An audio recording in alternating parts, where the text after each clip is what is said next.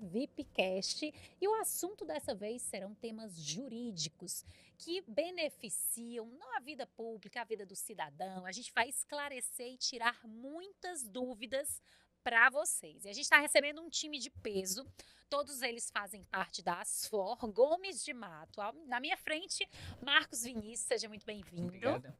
Jader, bem-vindo novamente. Muito obrigado pelo convite. Lídia, seja bem-vinda. Muito obrigada. E a gente vai começar falando agora com o Jader, né? Para início de tudo, eu queria que o Jader falasse para a gente a importância da assessoria jurídica parlamentar. Bom, primeiramente agradecer mais uma vez o convite do VIPcast. É uma satisfação muito grande poder participar e contribuir de alguma forma com conhecimento jurídico para toda a população. Assessoria parlamentar. Eu posso dizer com conhecimento de causa que já fiz assessoria parlamentar em câmaras municipais no interior, como o escritório faz também em algumas câmaras municipais aqui e no interior. Vou falar de forma geral que vai servir para as casas legislativas federais e estaduais, mas com foco voltado para as câmaras municipais. Uma assessoria parlamentar é de suma importância para o desenvolvimento dos processos legislativos e ela pode dar de seguinte forma: nas comissões temáticas, Comissão de Constituição e Justiça, Comissão de Orçamento e Finanças, no auxílio na elaboração dos pareceres, ela pode se dar nas proposições de leis, projetos de indicações, com a orientação aos vereadores de quais são os projetos que eles podem indicar, que eles podem fazer as proposições. E também a assessoria à mesa. Ou seja, eu acho que todos aqui assistem às sessões do Congresso Nacional em que uma questão de ordem que um deputado suscita, o assessor parlamentar está aqui do lado do presidente com o regimento interno decorado, dizendo o artigo tal proíbe, o artigo tal permite, para que a decisão do presidente seja bem fundamentada. Então, a assessoria à mesa é de suma importância. Trabalhamos também com a elaboração e atualização e revisão dos regimentos internos e leis orgânicas dos municípios. Ou seja, eu acredito que vários municípios no interior do estado do Ceará estão precisando fazer uma revisão nas legislações regimentais, regimento interno e lei orgânica. Portanto, uma assessoria parlamentar, ela dá transparência, segurança jurídica para que os serviços do legislativo se deem de forma correta. E aqui eu posso dar o exemplo, minha colega, a doutora Lídia, que é uma exímia assessora parlamentar, que é assessora do nosso deputado Pedro Matos. Exatamente. É muito importante, né, o político, de fato, ele contar com assessoria especializada, porque não basta você ser advogado, você tem que ter o conhecimento ali da lei municipal, da lei estadual, da lei federal, do regimento interno ali daquele órgão que você está legislando, então é muito importante ter um especialista na área. Agora, Jada, eu queria que você falasse também da mudança na lei da improbidade e suas consequências. Bom, uma das principais mudanças na lei 14.230 foi a extinção da modalidade culposa. Hoje, para que se haja crime de improbidade administrativa, tem que ter o dolo e tem que ter a lesão ao erário e o enriquecimento ilícito, nas palavras do grande Napoleão Nunes Maia, que eu tive a oportunidade de visitá-lo no seu gabinete, inclusive para despachar um processo de improbidade administrativa. Ele diz que não há improbidade administrativa se não houver enriquecimento ilícito, se não houver dolo, se não houver lesão ao erário. E uma das outras coisas que modificou foi a possibilidade do acordo de não persecução penal. Não havia essa possibilidade de ter o acordo de não persecução penal. E agora, com o advento da Lei 14.230, pode. Uma outra mudança significativa foi que o único titular da ação de improbidade é o Ministério Público, que ele é quem é o órgão titular da ação. Portanto, a Lei de Improbidade ela veio para moderar as punições, ao meu sentir, e ponderar a aplicação da legislação de uma forma mais branda. Hoje, para que se haja uma condenação em improbidade administrativa, tem que se reunir muitos aspectos para que o gestor seja condenado. Agora, Jada, eu queria também que você mencionasse para a gente quais são as causas de impedimento de candidatura por parentesco. Bom, esse é um tema muito recente para mim, que eu tenho estudado muito.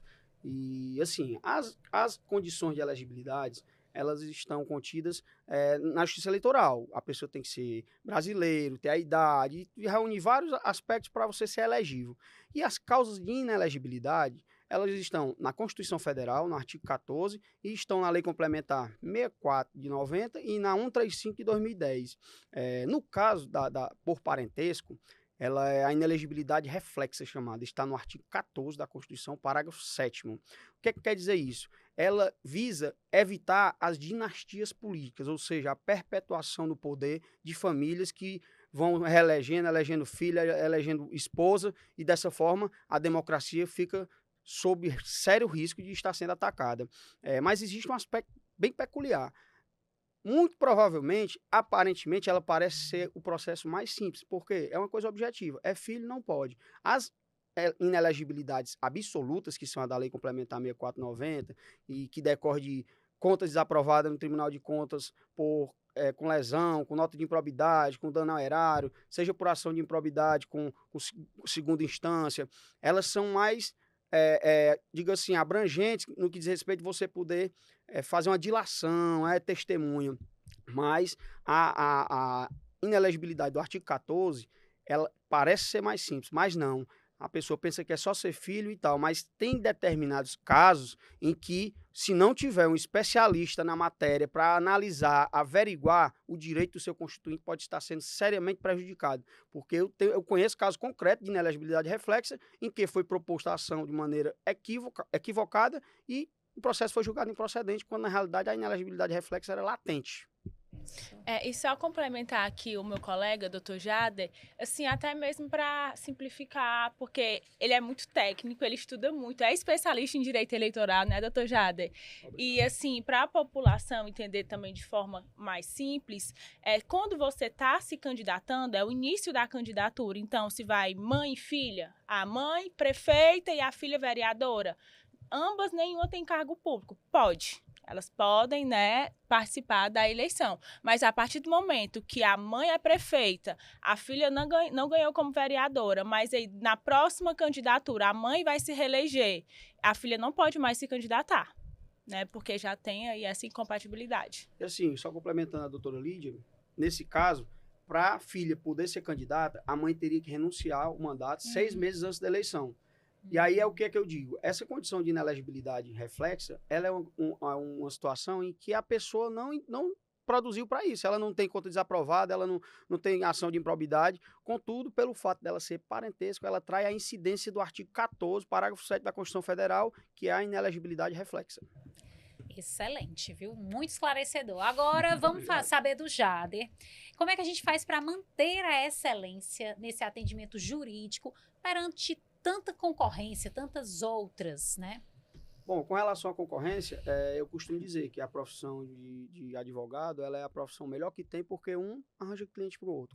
Quando se propõe uma ação, quem é requerido na ação vai contratar um advogado, mas para buscar o grau de excelência, que é um patamar muito alto, são vários quesitos. Por exemplo, você tem que ter uma estrutura física boa, um escritório bem posicionado, com a estrutura de atendimento, seja atendimento presencial, seja atendimento virtual, tem que ter profissionais capacitados, especialistas em cada área, posicionados, que tenham condições de debater sobre a matéria nos tribunais, seja em primeira instância, segunda instância, e, sobretudo, lealdade com o cliente, transparência, atendimento humano, contar como é que está funcionando o processo, quais são os atos processuais que estão sendo praticados, previsão de êxito e jamais garantir resultado, garantir muito trabalho e muito esforço. Dessa forma, a excelência é consequência natural. Olha aí, a excelência está aqui, vocês estão vendo, né? E a gente continua batendo um papo. E agora a gente vai com Marcos Vinícius, também da Asfor Gomes de Matos. E agora a gente vai abordar, eu queria que o Marcos Vinícius falasse um pouquinho pra gente sobre o papel, né? Qual é o papel das relações institucionais na construção do diálogo entre o setor público e o setor privado. As relações institucionais, elas são extremamente importantes porque elas ajudam a aproximar o setor público e o privado, mas não só o público e o privado. Às vezes o privado e o privado também precisam dessa relação para que eles possam conversar. Nós entendemos que o diálogo, ele sempre é a melhor maneira de chegar na resolução dos conflitos. E na questão do setor público, muitas pessoas às vezes não sabem como funciona o setor público, não sabem como desenvolver esse relacionamento e, portanto, não sabem como as demandas delas serão atendidas. E as relações institucionais, elas visam exatamente isso, analisar a demanda e apresentar a demanda de maneira adequada.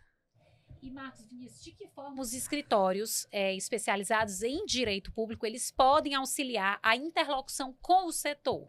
Os escritórios especializados, eles precisam, logicamente, compreender o funcionamento do setor público. Isso é uma questão que nem todo escritório que tem atuação no setor público, infelizmente, sabe. Para você atuar com direito público, você precisa compreender como funciona o setor público. E já falando um pouco do diferencial do Asfor Gomes de Matos, todos ou a maioria do nosso time teve essa atuação na gestão pública. Eu, por exemplo, venho da gestão pública para a área privada. Então, não só o conhecimento técnico, mas compreendo como funciona o serviço público por ter atuado 5 anos dentro do serviço público. E os escritórios, eles quando há esse conhecimento de funcionamento por dentro, fica mais fácil a atuação no direito público. E como o Asfor Gomes de Matos une técnica jurídica com o diálogo institucional? A técnica jurídica ela é extremamente importante, mas o diálogo institucional, muitas vezes, ele acaba sendo tão ou até mais importante do que a técnica jurídica. Porque eu costumo dizer que o direito, qualquer pessoa que se dedica minimamente, que tem a capacidade de ler a interpretação, ela vai para a faculdade, ela vai fazer um curso bom, ela vai concluir, ela vai passar na OAB. Então, por isso, você tem um monte de profissionais da área do direito. Agora, a relação institucional, ela é um diferencial, porque basicamente ela lhe ensina a bater na porta de maneira adequada e a fazer o diálogo adequado e, através desse diálogo adequado, ter a sua demanda atendida de maneira mais célere, de maneira correta.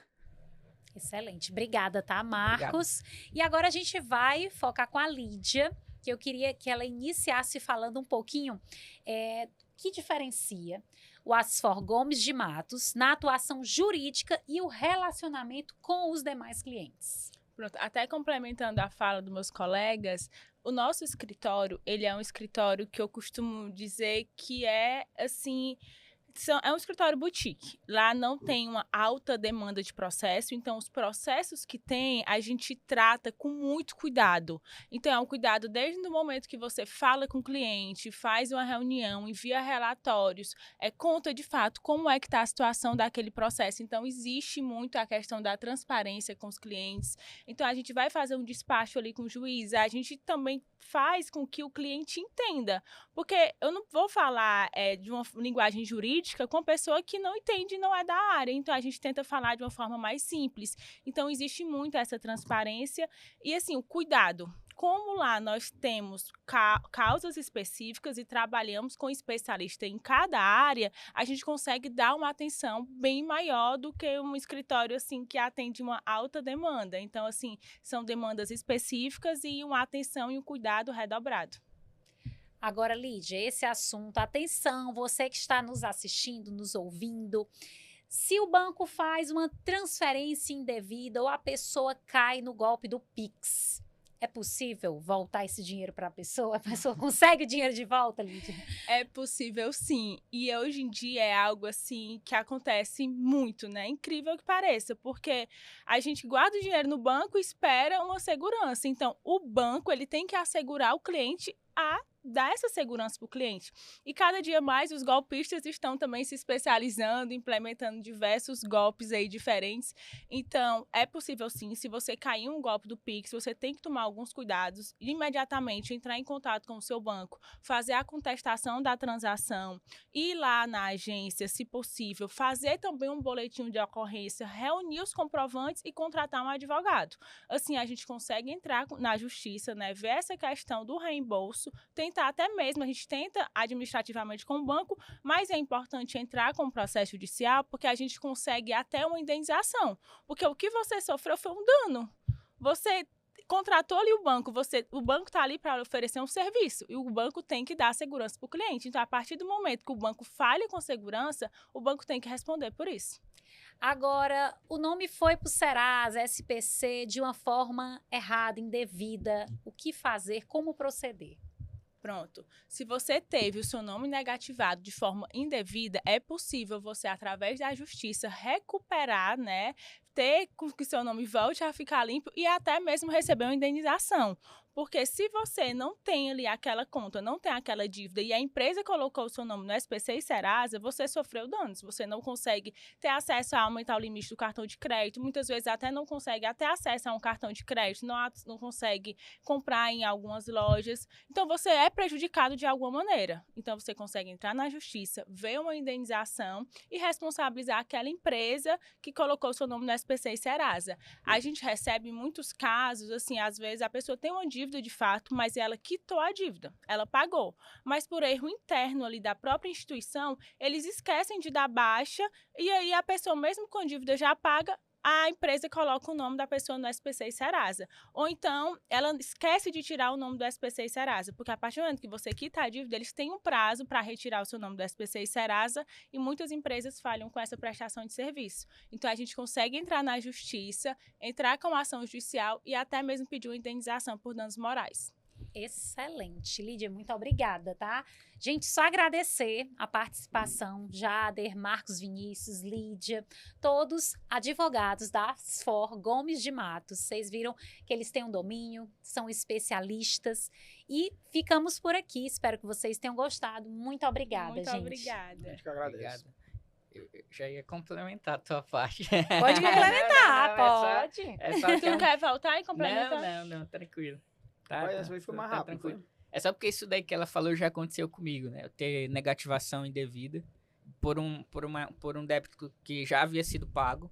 E aí depois quando você tem um débito e você paga, eles têm até 5 dias para fazer a retirada do seu nome da negativação, né? E muita gente não sabe, muita gente acha que é só depois que você paga o débito todo, mas não. Você negociou, você pagou a primeira parcela, eles têm até 5 dias para fazer a retirada, né? Porque, teoricamente, não há mais dívida, você já está em dias, né? Exatamente. Excelente. Tá gravando ainda? Porque é um assunto tão interessante. Exatamente. Tá gravando? Tá. Então a gente continua aqui, mas ela já terminou, mas a gente Não, continua, não, né? pode continuar, tá gravando. Tá. Complemento, pode complementar, Lídia. E até mesmo o que o Marcos falou, se você tem uma dívida realmente extensa, digamos, eu tenho uma dívida de 100 mil reais com o banco, mas eu negociei a dívida, tem que tirar imediatamente, né, o nome do SPC e Serasa. Claro que aquilo vai implicar um pouco, porque vai constar no registrado, mas a empresa não pode mais conter o seu nome lá no SPC e Serasa. E, infelizmente, muita gente não tem esse conhecimento. As pessoas acham que quando você tem uma dívida, o seu nome só pode ser tirado da restrição quando você paga a dívida toda. Mas, na verdade, é um prazo. Você tinha dívida, você negociou, você pagou, o prazo é 5 dias para que seu nome seja retirado da restrição. Excelente. Jader, quer Não, complementar? essa matéria... Gente, muito obrigada, tá? E a gente encerra mais um EVIPcast.